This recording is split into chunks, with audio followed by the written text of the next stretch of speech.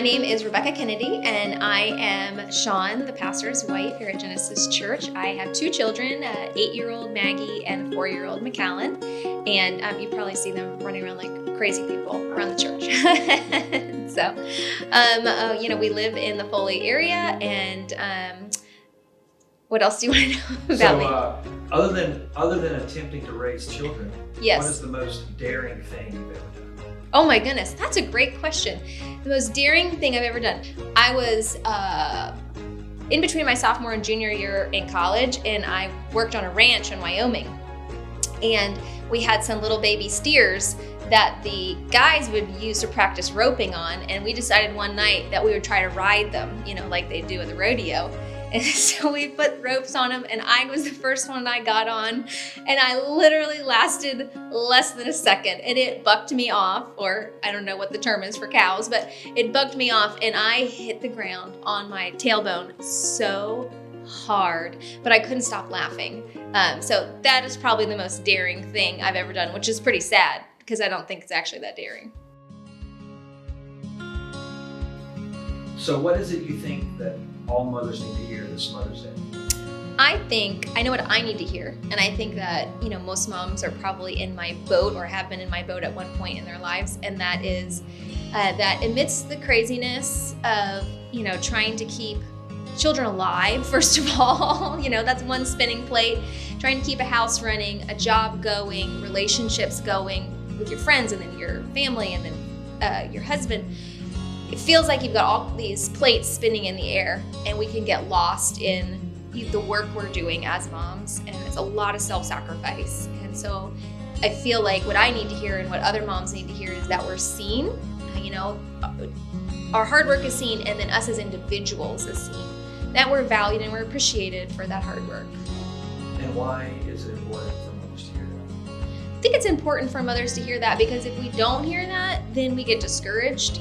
And then it's harder and harder to make the sacrifices that we need to make. And we kind of lose sight of why we're doing what we're doing, when we don't feel seen and valued and appreciated. And we just need to be encouraged, I think, to keep going, keep fighting the good fight. We need to be reminded that not only do the people in our life see us that we love, but also God sees us. I was thinking particularly about the story of Hagar and how she gets roped into this really icky situation with Abraham and Sarah as a slave. She doesn't really have choices, and yet here she is, a mother, having to take care of this child, and she feels like no one sees her and no one's appreciating her or valuing her, and she basically runs away and then is sent away a second time, and God literally comes to her and says to her, "I see you, and I will take care of you." And I think moms need to hear that too, that in the midst of taking care of everybody else, God sees you, God values you, He appreciates you, and He will provide for you.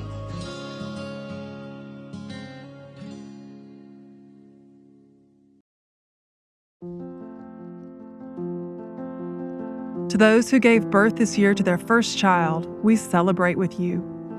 And to those who are pregnant with new life, we anticipate with you.